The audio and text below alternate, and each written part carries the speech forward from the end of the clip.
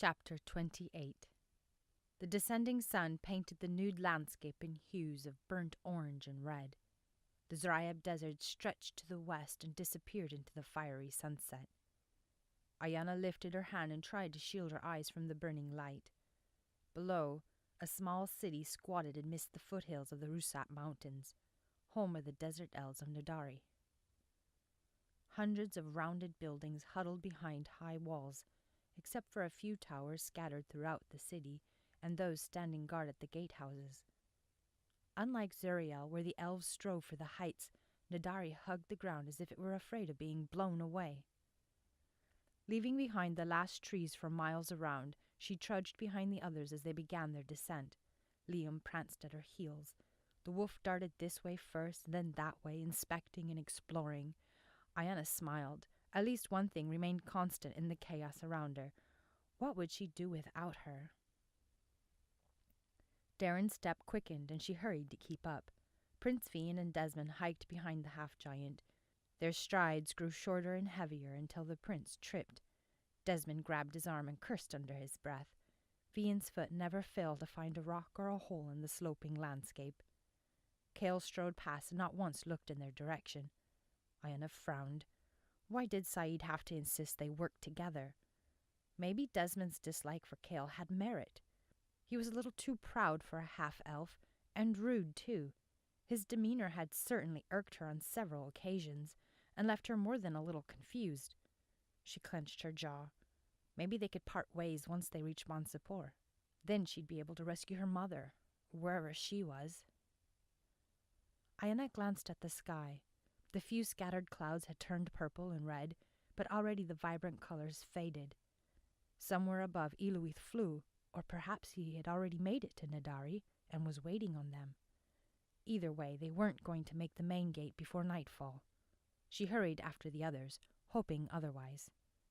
Once the ground leveled out, Darren turned suddenly from the path and led them toward a few scraggly bushes near the city's eastern wall.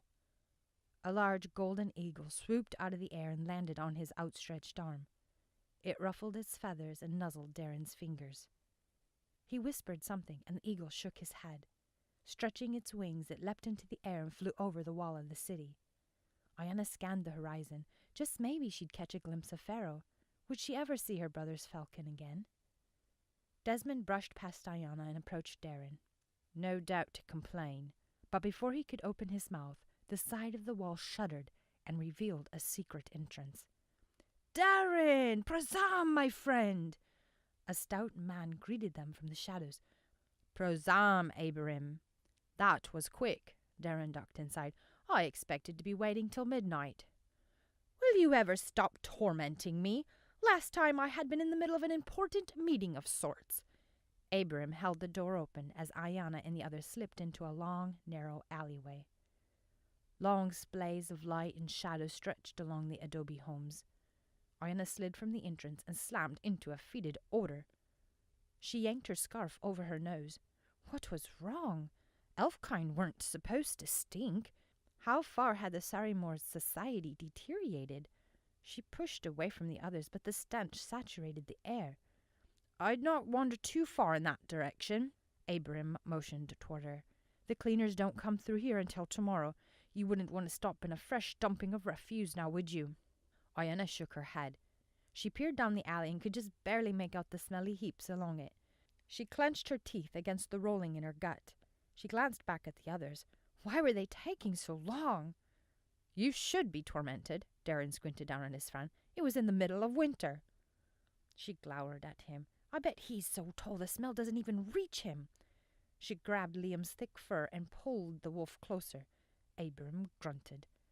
"You had not seen me in 5 years," Darren continued, "and you forgot that I was standing outside freezing my—" "Hey, if your bird would have found me sooner—" Darren drew his shoulders back and the shadows swallowed his head.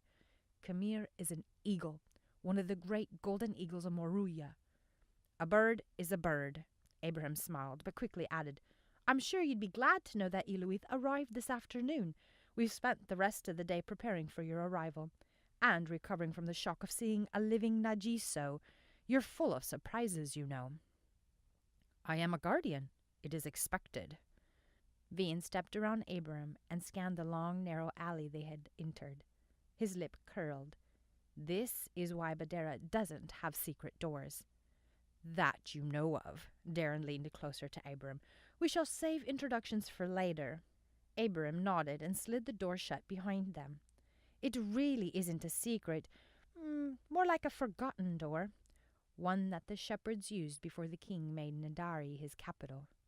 He strolled past them and smiled. Cook is preparing a meal as we speak. We can get cleaned up and then we can talk. Lead the way, Darren sniffed. I do hope the smell does not linger. Abram scurried off. He led the travelers down a zigzagging path, dodging the main streets and finally stopping at a large adobe house. He pressed open the double doors. Niha! Have you no caution, old man? The neighbors will hear you. Darren looked down the dusty street and stooped to follow his friend into the house. Bah! Let them! It'll give them something to talk about. Abram turned around and pointed at the hooks lining the wall. You may hang your packs and cloaks there. Ayianna slid her leather bag from her back and found an empty hook. Bunches of woven satchels and pouches already occupied most of them. Lumpy canvas sacks slumped against the wall, filled with who knows what. Did he have other visitors? She followed the others through the entryway into a greater room. Ayianna glanced around, unsure what she had expected from a desert elf. But what she saw wasn't it. Paintings of mountains and jungles hung between mounted deer heads, while bear and tiger skins littered the floor. A large stone fireplace protruded against the far wall. Above it hung an odd assortment of crude iron weapons. An overstuffed red couch and matching chairs, sprawled in front of the hearth, spoke of a feminine touch. A petite woman waddled into the room, her hands resting on her burgeoning stomach. Her dark hair was pulled into a sloppy bun except for a few strays that hung across her forehead in pointed ears. Her face broke into a wide grin. Niha, darling, Abram put his arm around his wife. Look who finally decided to show up.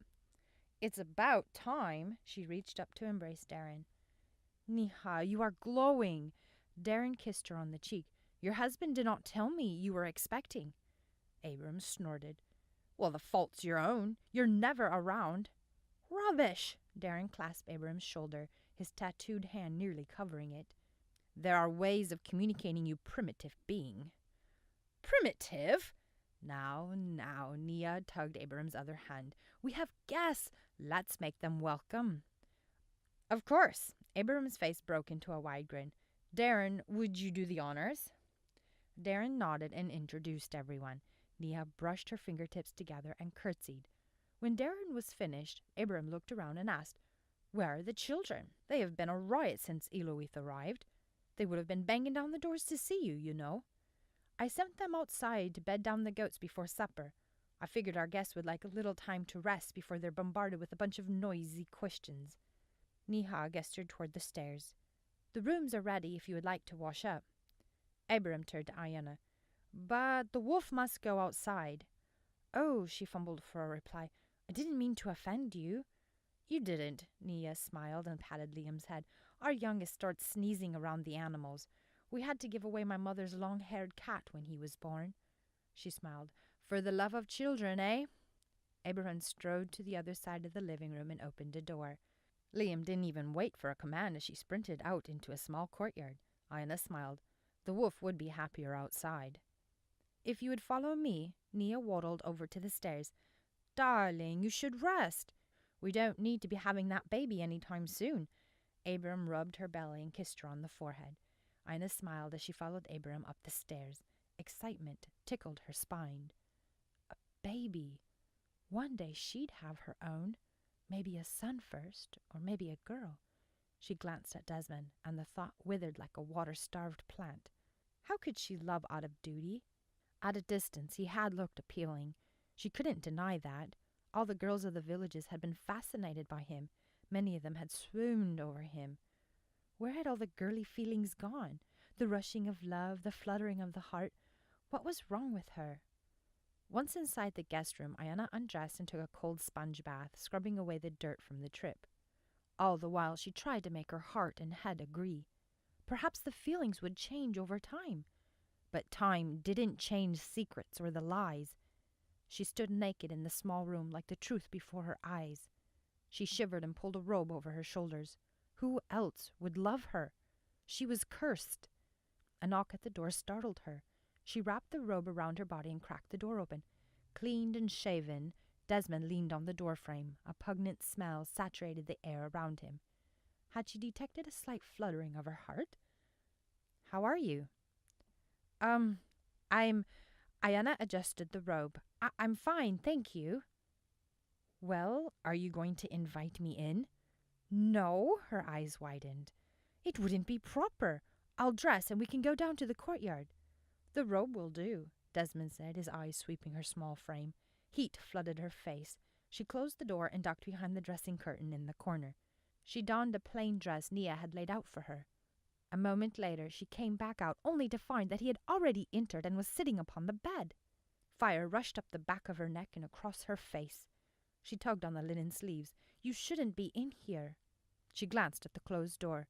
Had she heard footsteps? "And why not? We're betrothed, aren't we?" "There are other places we could go." "But we wouldn't be alone." Desmond stood and crossed the distance between them. He grasped her hands and pulled her close. "I thought I had lost you." Ayianna stopped breathing. Her mind had been wiped clean of her thoughts. Every nerve tingled in a heightened awareness of her body next to his. His breath tickled her ear. His hand slid to her waist and drew her against him. Her heart pounded. Surely he could feel it. She should pull away, but her knees weakened as she hung limp in his embrace. His fingers stroked the sides of her face. She looked past him, scarcely breathing. He lifted her chin. "Do you dislike me so?" "No, it's just that—" Ayianna glanced into his eyes. "So much has happened, changed. I don't know what to think or feel anymore." "Well, why don't you let me help you?" He pressed his lips against hers. She trembled. His kiss unleashed a torrent of mixed feelings. He was desirable. Why couldn't she let go and embrace him? What was holding her back? The kiss deepened. His fingers slid from her chin to her neck. Pain shot through her body, and Ayianna gasped and jerked away. "Don't! The wound is still fresh." "Oh," his gaze settled on her injury. "Nerissa said it will never heal." Desmond frowned. "The fishwoman told me that much." "But," Ayianna quickly added, "she gave me this special water from her homeland. All I have to do is apply it every 3 months, and I'll be fine. I'm sure the pain will subside eventually." Her throat closed up and she swallowed. Should she tell him about the harpy curse? He ran his hands through his hair and glanced away. "I guess you will keep it covered. No one has to know about it." The truth died on her tongue. She slowly shook her head. "It doesn't change anything, really. You and me." "No," he straightened and his expression brightened. "No, it doesn't." He flashed a smile. "Dinner will be ready soon and Vian will need my assistance. The prince is lost without me." She nodded and watched him disappear down the hall. She slumped on the bed. Why was she so difficult? She had to make this work. The wife of a merchant. She could grow to love him, couldn't she? Unless... Did he regret his choice now? Could he marry a tainted bride? She clenched her fist. "Not to mention a deceitful one. All these lies, father. Did you ever think of that?" She bit her lip against the threats of tears. Should I have told him? But what is one more secret? Oh, Asaran, where are you? What should I do? Ayianna glanced down the hall, and then found her way to the courtyard to check on Liam and get some fresh air. A high brick wall enclosed Abram's home. The sun had long since departed and left the world full of shadows. 2 lanterns sat atop pillars and flung their light on the cobbled path below. Ayianna made her way to the barn and willed her thoughts to wander. Animal odor mingled with the hay and grain. One of the goats lifted its head and bleated. Where were the children? Tufts of straw still clumped together lay in the goat pen, evidence enough of their haste to see their guests. Most likely they were preparing for dinner or hanging on Darren's long arms. He seemed the fatherly type. Did guardians marry? An occasional cluck or a hoot escaped the handful of chickens roosting along wooden perches in the back. Something grunted behind her and she whirled around. A large animal stood in the corner and snorted at her. She peered closer. The animal looked like a big fuzzy horse, but had a large hump on its back. "It is a camel, a creature of the desert. Iluith fluttered down from the rafters and landed on the railing.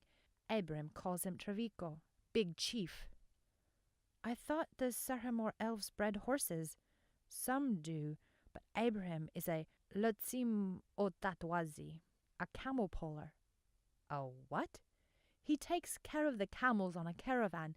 This afternoon he told me he is one camel away from owning a full file, and then he will hire his own camel puller. Oh, she peered over the railing at the camel. He just stood there, eyes closed and chewing on something. Or was he looking down his nose at her? But he will have to wait until next year. The caravan has already left without him. Because of the baby? Iluith grinned. Abraham loves children. He would not miss the birth for the world. Ayianna sighed. What bothers you? The fairy asked, his silver eyes searching hers. She glanced away. What could she say? Maybe he already knew. She eyed him. Can't you read my mind? I could if I wanted to, but that would be improper. But back in the dungeons of Mandar you did. That was different. I needed to convey images to your mind in order for you to find the keys. When I touched your hand, I could hear your thoughts. But elves can learn to guard their thoughts, even those who are not full-blooded. Kale could teach you. No, Ayianna stepped back. How did you know? He studied her. You hide from your ancestry. It was more of a statement than question. She looked away and clenched her jaw. I must. You need not explain your actions. She glanced back at him. Despite his baldness, his smooth face gave him the appearance of a youth in his prime. But his eyes held the secrets of the long-forgotten. How old he must be! She shifted her feet and leaned against the boards. You said that the enemy is hunting me. What did you mean?